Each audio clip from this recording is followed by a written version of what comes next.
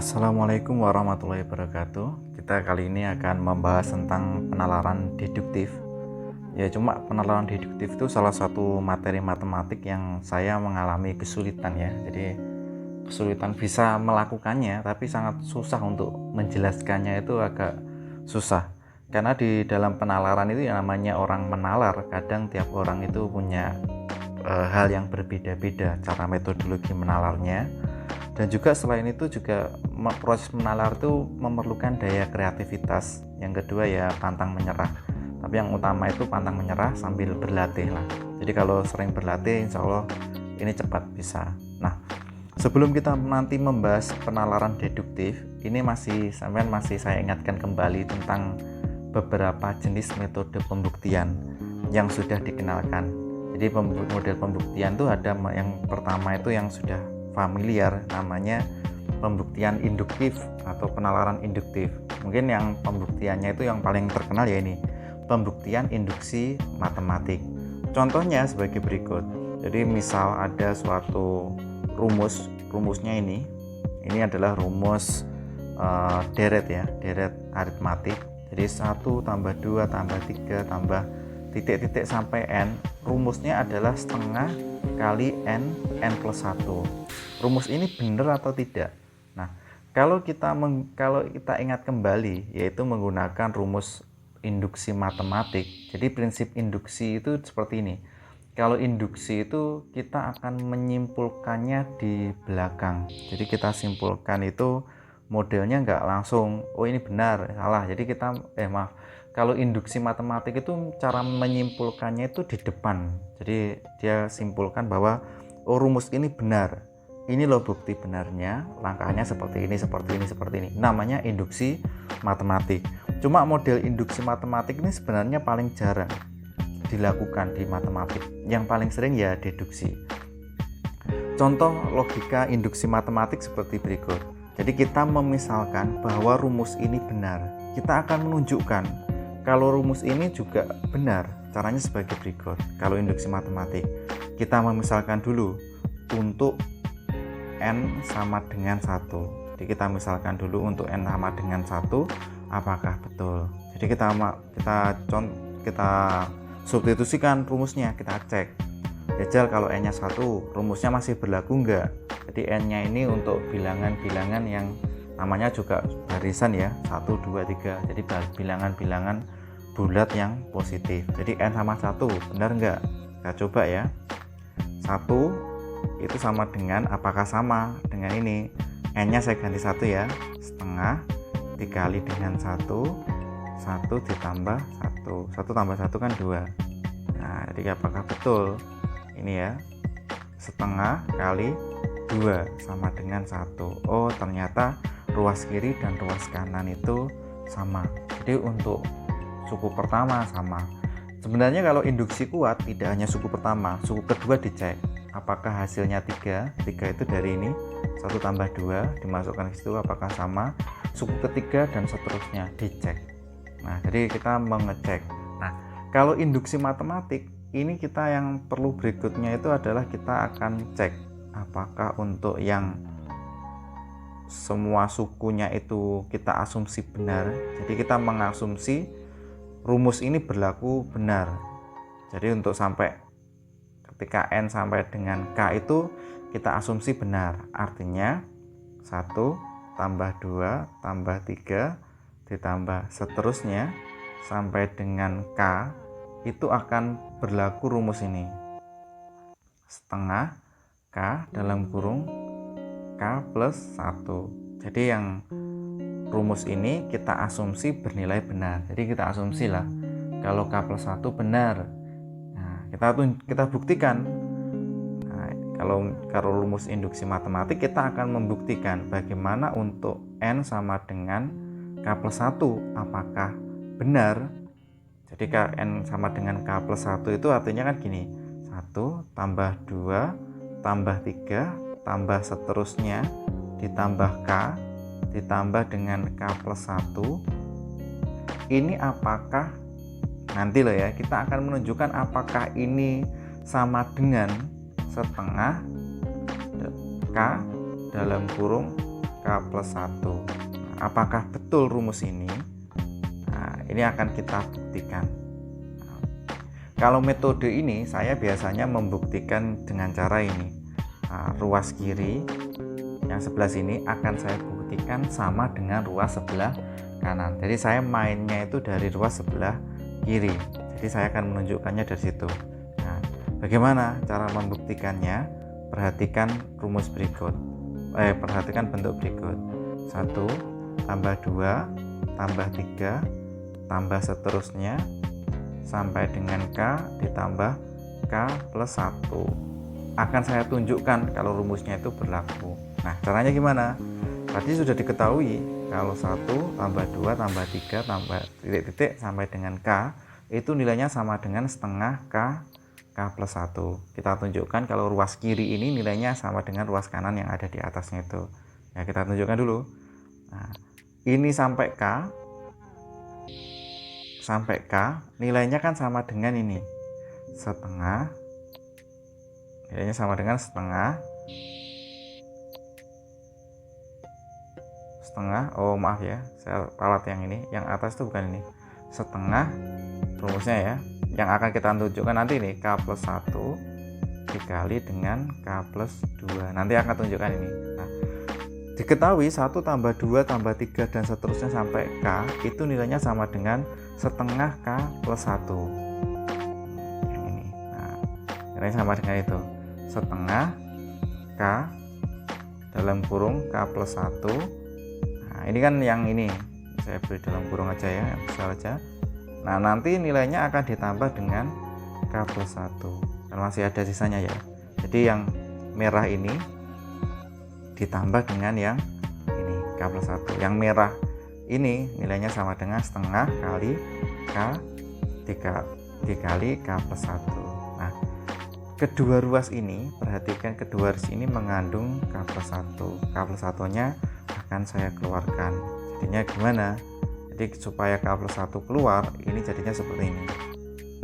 Setengah, ini ya, setengah K ditambah dengan 1, nah, dikali ya, dengan K plus 1. Kan gini. Oke, sudah. Nah, setengah K atau K per 2 itu kalau disamakan penyebutnya, saya pindah ke sebelah sini, panjang sedikit ya. Nah, kita pindah ke sini, jadi saya tulis ulang ya rumusnya, saya tulis ulang.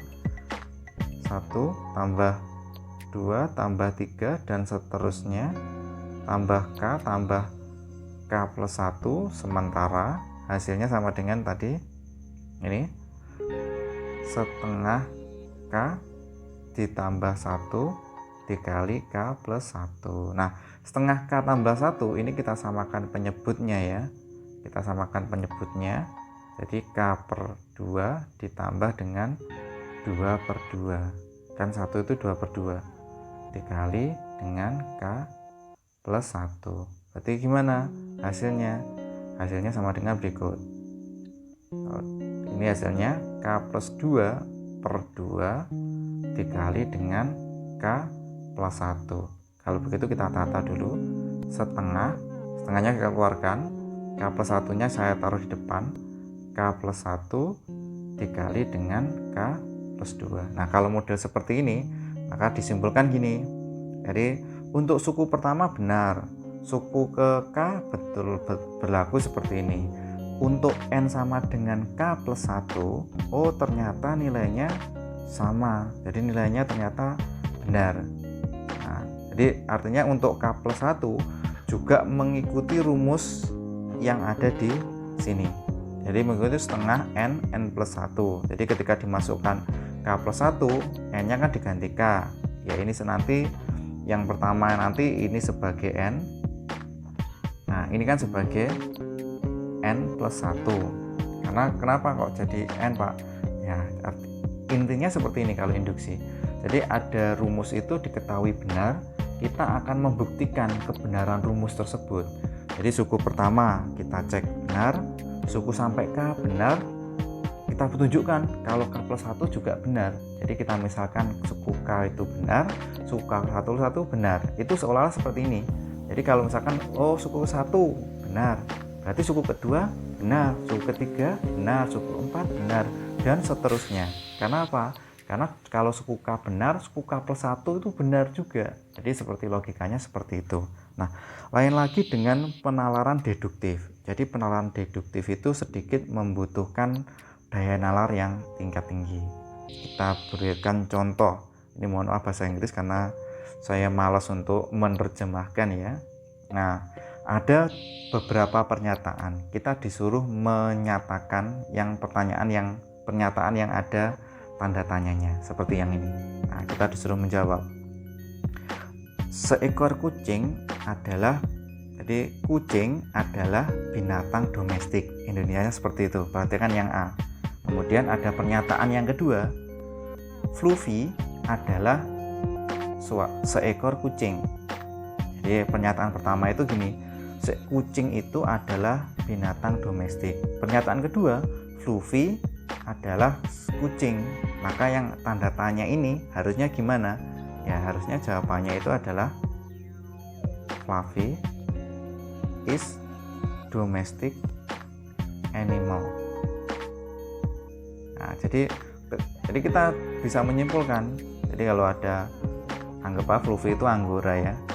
Nah, jadi kucing itu adalah binatang lokal. Anggora itu kucing. Jadi kesimpulannya apa? Ya anggora adalah binatang lokal. Jadi ini agak sedikit memerlukan daya nalar. Nah, ini susah banget saya jelaskannya. Nah, contoh pernyataan berikutnya sini. Jadi nalar deduktif itu ada pernyataan, kita menyimpulkan, namanya deduksi. Jadi deduksi itu kesimpulannya letaknya ada di belakang, di akhir. Contohnya ini kedua ini. Semua laki-laki, mungkin ada yang patah hati ya. Semua laki-laki pasti akan mati. Nah, tiba-tiba ada kesimpulan Jan pasti meninggal. Jadi ada bilang Jan ini pasti mati loh. Berarti pernyataan yang ini bunyinya apa? Ya, Jan is a man. Jan itu seorang laki-laki. Jadi kalau itu perlu nalar juga lah. Contoh kalau di geometri ke depan seperti ini. Vertical angle are congruent. Sudut yang bertolak belakang. Sudut yang bertolak belakang itu adalah sudut yang kongruen. Diketahui C dan D adalah sudut bertolak belakang. Kesimpulannya apa? Ya, kesimpulannya kita harus bisa menyimpulkan. Berarti sudut C dan sudut D adalah sudut yang kongruen. Jadi harusnya ke sini sudut C dan sudut D adalah sudut yang kongruen. Jadi harus bisa menafsirkan. Contoh yang lain. Nanti ada pernyataan, tiba-tiba ada pernyataan kedua seperti ini. A square itu adalah kotak, persegi. Persegi adalah rectangle, bangun segi 4. Nah, persegi itu adalah bangun segi 4. Nah, tiba-tiba kesimpulannya gini. Persegi mempunyai diagonal yang kongruen. Jadi persegi itu mempunyai diagonal yang kongruen. Rectangle itu persegi panjang. Persegi adalah suatu bangun persegi panjang. Nah, kesimpulannya adalah persegi mempunyai diagonal yang kongruen. Harusnya pernyataan pertama itu harus tahu. Apa pernyataan pertama? Ya, rectangle persegi panjang mempunyai diagonal yang kongruen. Jadi ini agak membingungkan juga. Jadi kalimat menyimpulkan satu atau dua kalimat itu perlu logika atau perlu penalaran, dan ini agak susah banget untuk dijelaskan. Tetapi selaku guru, terutama guru madrasah ibtidaiyah, itu harus bisa, karena kalau nggak bisa itu ya nanti akan saya berikan contohnya ya. Nah, ini contoh yang berikutnya ini. Suatu sudut tumpul hanya mempunyai satu sudut yang tumpul. Jadi kalau suatu segitiga tumpul hanya mempunyai satu sudut tumpul. Ada pertanyaan minornya, masih rahasianya. Tiba-tiba kesimpulannya gini, segitiga ABC mempunyai satu sudut tumpul. Apa yang bisa disimpul? Apa yang pernyataan minornya ini? Oh, pernyataan minornya adalah ini. Segitiga ABC adalah is, nah, kalau pakai bahasa Inggris is ya, is an obtuse. Jadi segitiga ABC adalah segitiga tumpul. Jadi ini nalar logikanya. Contoh penerapannya sebagai berikut. Teori menalar deduktif itu digunakan untuk ini loh. Digunakan untuk membuktikan suatu teorema. Kadang teorema itu ini sudah terbukti, tapi harus dibuktikan juga, atau kalau nggak gitu harus dijelaskan juga. Contohnya ini ada teorema atau prinsip. Nah, prinsip pertama itu seperti ini. Semua sudut siku-siku merupakan sudut yang kongruen. Nah, ini ada dua sudut siku-siku, sudut A, sudut B. Maka A dan B itu kongruen. Itu prinsip yang ke-1. Prinsip yang kedua ini, semua sudut lurus merupakan sudut yang kongruen. Jadi sudut C dan D itu adalah sudut lurus. Maka C dan D itu adalah sudut yang kongruen. Sudut kongruen itu artinya besarnya sudut tersebut sama.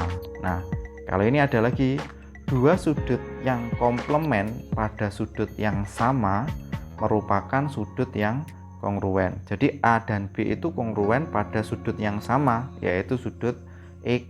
Nah, disimpulkan apa? A dan B itu adalah sudut yang kongruen atau besarnya A dan B sama. Atau bentuk yang lain juga seperti ini. Diketahui C itu komplement dengan X. Komplement itu besarnya, masih ingat atau komplement? Komplement itu besarnya 90 derajat. Berarti C dan X, C dan Z itu sudut komplement atau yang kalau di total nilainya 90 derajat. Y dan D yang ini juga komplement. Diketahui X dan Y itu sama. Kesimpulannya adalah C dan D adalah sudut yang kongruen. Atau ini dua sudut yang suplemen. Suplemen itu kalau di total 180 ya. Dua sudut yang suplemen pada sudut yang sama merupakan sudut yang kongruen. Misalkan nih A suplemen dengan X, B suplemen dengan X. A dan B itu adalah sudut yang besarnya sama atau kongruen. Atau pakai gambar ini juga bisa. C kongruen, C suplemen dengan X, D suplemen dengan Y. Padahal X dan Y itu sama. Kesimpulannya C dan D ini adalah sudut yang sama, besarnya sama, atau C dan D itu kongruen. Contoh yang prinsip yang keempat, dua sudut yang bertolak belakang merupakan sudut yang kongruen. Jadi A dan C itu A dan B itu sudut yang kongruen ya. A dan B kongruen dari mana? Dari prinsip yang sebelumnya. Kemarin kan sudah dijelaskan yang berpasangan tuh. Kalau ada sudut yang bertolak belakang atau vertikal, besarnya sama. Jadi kalau ada A dan B itu kongruen, maka lah ya. Dua sudut bertolak merupakan sudut yang kongruen. Nah, misalkan ini D, C dan D juga kongruen. Nah, contohnya sebagai berikut. Ada siswa sampean tuh nyeletuk, nah seperti ini. Bu, kalau ada dua sudut siku-siku, sudut tersebut itu kongruen enggak? Nah, kalau gurunya itu pasti akan menjawab, ya mesti kongruen no. Pasti kongruen lah. Jawaban gurunya seperti itu. Buktinya gimana, Bu? Ya kalau siku-siku kan ya pasti kongruen. Nah, menurut saya jawaban itu adalah jawaban yang mulek sekali. Harusnya kalau memang betul dia kongruen, harus dibuktikan. Nah, ya kan? Nah, nanti akan siswa, jadi biasanya itu seperti ini. Kadang soal-soal sepele itu gurunya itu ditanya oleh muridnya, terutama anak MI yang dia punya karakter itu rasa ingin tahunya tinggi. dia itu sering bertanya hal-hal yang sepele seperti ini. Kalau ada dua sudut siku-siku, dia itu pasti sudut yang kongruen. Gurunya cuma jawab, iya. Buktinya apa, Bu? Ya pokoknya siku-siku. Nah, kata pokoknya itu sebaiknya untuk saat ini harus dihindari.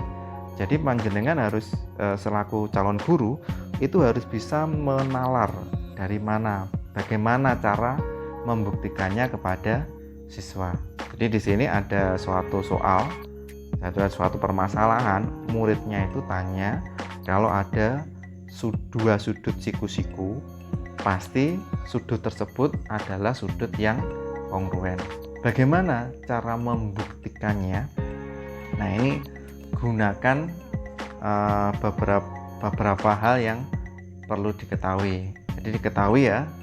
Nah, kita pertama itu dalam membuktikan ini kita memerlukan bantuan gambar. Harusnya itu digambar dulu. Oh, ini. Perhatikan ini anak-anak. Nah, misalkan nih, ini sudut. Nah, saya buat gambar ya. Ini ada sudut A. Sudut A itu siku-siku. Kemudian ibu gambar lagi atau bapak gambar lagi. Ini sudut B. Sudut B-nya itu juga sudut siku-siku. Nah, dari sini kan kita sudah tahu toh. Berarti kalau A dan B siku-siku, besarnya sudut A itu 90, besarnya sudut B 90. Kita akan menunjukkan A dan B itu merupakan sudut siku-siku. Nah, dalam membuktikan deduktif ke depan, itu saya pingin dalam pembuktiannya itu buat dua kolom. Kolom pertama itu adalah kolom pernyataan, terus kemudian kolom yang kedua itu adalah alasan. Nanti kalau sudah mahir, ini nggak perlu. Cuma untuk mahasiswa ini wajib buat dua kolom. Jadi nanti di latihan soal tuh saya suruh buktikan ini. Sebenarnya itu sudah terbukti, tapi nggak boleh kita langsung jawab, ya sudah langsung terbukti. Harus ada nalarnya.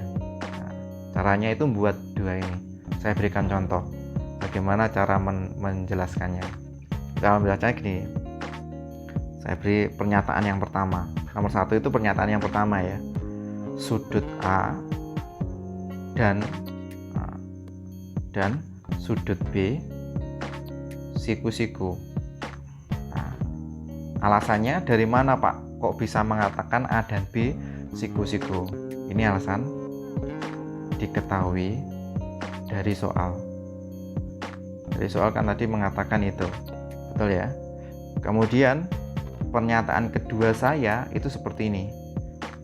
Besarnya sudut A dan besarnya sudut B masing-masing 90 derajat. Nah, kok tahu? Ya karena ini besarnya, karena ini besarnya, alasannya ya. Oh, ini harusnya ada jarak ya, ini biar kelihatan ada jarak itu saya garis saja ya pakai warna merah. Jadi besarnya sudut siku-siku kita kan sudah tahu 90 derajat. Pernyataan ketiga itu bunyinya seperti ini.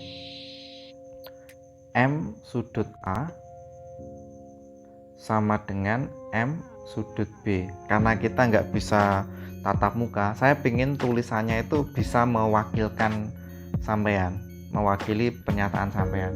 Nah, kenapa? Karena alur logikanya itu seperti ini ya, karena besarnya sama. Tulisannya mungkin seperti ini ya, tapi kalau bisa menulis kayak gini, menjelaskannya lebih runtut. Nah, mungkin pernyataannya kayak gini. Kalau saya yang disuruh menjelaskan, muridnya itu tanya, Pak, kalau ada dua sudut siku-siku, sudut tersebut kongruen. Nah, tanya ke saya. Enggak, saya tidak menjawabnya, ya mesti.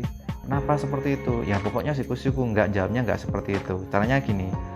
Nah, saya punya dua sudut siku-siku. Perhatikan gambar ini. Nah, pertama ada gambar sudut A, kedua ada gambar sudut B. Jadi saya menunjukkan ke siswa saya. Berarti karena A siku-siku, B siku-siku. Nah, jadi karena ini Jadi pernyataan pertama itu saya gambar. Jadi perhatikan, Bapak mempunyai dua sudut. Pertama sudut A dan kedua sudut B. A dan B ini merupakan sudut siku-siku. Nomor satu. Nomor dua saya itu tulisannya kayak gini. Cara menjelaskannya seperti itu. Cara menjelaskan kepada murid saya seperti ini. Karena A siku-siku, maka besarnya sudut A itu sama dengan 90 derajat. Begitu juga dengan yang B. Nah, karena sudut B siku-siku, besarnya sudut B 90 derajat. Nah, kan begitu. Yang nomor 3 berarti gimana? Nah, kan kongruen.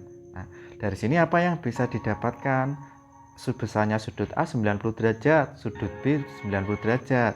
Artinya apa? Besarnya sudut A itu sama dengan besarnya sudut B. Jadi kalau ada suatu sudut, kok besarnya sudut A sama dengan sudut B itu sama, maka sudut tersebut adalah kongruen. Jadi kalau ada dua sudut siku-siku, maka keduanya itu pasti merupakan sudut yang kongruen. Jadi nuliskannya seperti ini kelihatannya sepele, tapi kalau dibiasakan menuliskannya seperti ini menjelaskannya akan lebih runtut. Nah, tata cara menulis deduksi itu seperti ini. Setiap langkah itu harus ada alasan. Kita yang nulis itu harus ada alasannya. Jadi sudut A sama dengan sudut B siku-siku. Jadi punya alasan. Alasannya dari mana ini? Oh, dari soal loh. Besarnya sudut A dan besarnya sudut E masing-masing 90 derajat. Dari mana? Oh, karena A dan B siku-siku. Jadi kita harus punya alasan. Dan ini harus ditulis. Kenapa alasannya ditulis? Karena ya namanya juga, kecuali kalau nanti sudah terbiasa, alasan ini tidak perlu ditulis. Tapi untuk pemula ya ditulis supaya saya bisa memahami. Contoh yang berikutnya ini. Contoh, muridnya lagi-lagi tanya hal yang sepele. Dua sudut yang suplemen. Nah, jadi ada dua sudut yang dia itu suplemen pada sudut yang sama merupakan sudut yang kongruen. Jadi ada pernyataan, muridnya itu tanya, Bu, kalau ada sudut yang suplemen pada sudut yang sama, suplemen itu totalnya 180 ya, ingat-ingat loh ya. Kalau ada dua sudut suplemen pada sudut yang sama, sudut tersebut pasti kongruen ya. Nah, muridnya tanya gitu. Nah, kita jawabnya, ya mestilah. Nah, mestinya itu seperti apa jawabannya? Contoh, ini biar sampean memahami maksud nomor 4 itu, saya gambarkan lah, saya bantu pakai gambar. Jadi misalkan ada dua sudut yang suplemen. Ini ya, gambar garis lurus. Nah, ini misalkan ada dua sudut suplemen yang sama. Jadi misalkan ini saya beri nama X, ini A. Nah, ini A. Kemudian saya buat lagi sudut di sini. Ini ada Y, ini B. Kan gini. Sudut X dan Y itu sama. Nah, yang dimaksud itu gini. Kalau ada dua sudut suplemen pada sudut yang besar yang sama, artinya besarnya sama, maka sudut tersebut adalah sudut yang kongruen. A dan B itu adalah sudut yang kongruen. Kalau kita sebagai guru jawabannya, ya mestilah. Nah, pertanyaan bukan ya mestinya itu. Dari mana sih kok bisa mengatakan kalau A dan B itu kongruen? Itu harus ada penalaran yang jelas. Nah, kelihatannya ini sepele. Nah, justru pertanyaan yang sepele-sepele ini jawabnya susah ini. Nah, karena itu kita perlu membuktikannya. Cara membuktikannya, ya kita pakai ini. Kita pakai pembuktian deduktif. Jadi ciri-ciri deduktif itu seperti ini. Jadi ada pernyataan nanti yang akan kita ungkapkan. Pernyataan itu akan didampingi dengan alasan. Alasan. Nah, ini harus jelas ini. Ada pernyataan, ada alasannya. Contoh, kalau saya pernyataan pertamanya seperti ini. Sudut A dan sudut B. Nah, jadi kalau saya loh ya. Kalau saya yang menjawab itu seperti ini. Sudut, maaf ya. ralat. Sudut A itu suplemen dengan sudut X, betul ya. Sudut B ini harusnya huruf kecil ya, maaf ralat. Sudut A kecil, sudut B kecil, itu suplemen ya, suplemen dengan sudut Y. Nah, alasannya dari mana? Diketahui dari soal. Sola, maaf ketik terus ya, soal, maaf tulisannya juga jelek ya. Nah, pernyataan saya yang kedua, A suplemen dari X. Nah, berarti kalau A suplemen dari X, maka apa yang bisa disimpulkan? Besarnya sudut A ditambah dengan besarnya sudut X sama dengan 180 derajat. Nah, pernyataan yang kedua juga gitu. Besarnya sudut B ditambah dengan besarnya sudut Y sama dengan 180 derajat. Kalau ditanya, dari mana logikanya? Nah, sifat suplemen. Sifat sudut suplemen. Jadi karena dari mana itu sifat sudut yang suplemen, betul ya. Nomor 3, nah, karena ini sama-sama 180 derajat ya kan, karena sama-sama 180 derajat, maka saya tulis ini M sudut A ditambah M sudut Y sama dengan M sudut B ditambah M sudut Y. Nah, dari mana ini? Dari mana ini? Ya dari itu, sama-sama 180 derajat jumlahnya lah, sama-sama berjumlah 180 derajat. Nah, pernyataan yang keempat itu seperti ini. M sudut 1 sama dengan besarnya sudut 1 besarnya sudut X sama dengan besarnya sudut Y. Nah, dari mana ini?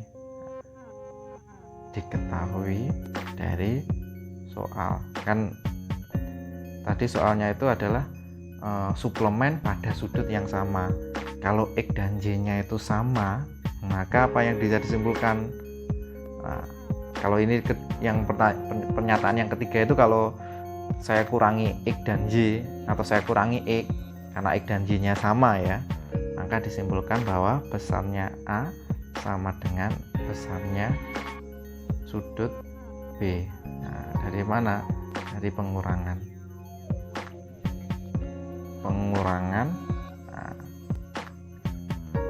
Pengurangan dengan ini besarnya MX atau salah satu ya MY. Jadi pengurangan tuh. Nah, kalau ini tulisannya kayak gini. Nah, nanti pembuktiannya sampean adalah membuktikan seperti ini. Tulisan seperti ini kalau disampaikan dengan penjelasan sebagai berikut. Ada yang tanya lagi, ini saya buat percakapannya ya. Pak, tanya Pak, dua sudut yang suplemen pada sudut yang sama merupakan sudut yang kongruen. Benar apa salah Pak? Betul. Buktinya gimana Pak? Buktinya sebagai berikut. Perhatikan dua gambar Bapak. Ini gambar pertama, yang ini gambar kedua. Jadi A itu suplemen dengan X, B suplemen dengan Y, misal ya. Tadi kan dikatakan dua sudut yang suplemen pada sudut yang sama, X dan Y itu besarnya sama. Kita akan membuktikan kalau A dan B itu sama. Cara membuktikannya sebagai begini anak-anak. Jadi saya akan menjelaskan nih. A itu suplemen dengan X, B itu suplemen dengan Y. Dengan gambar. Dari mana Pak gambarnya itu? Dari soal. Kan gitu.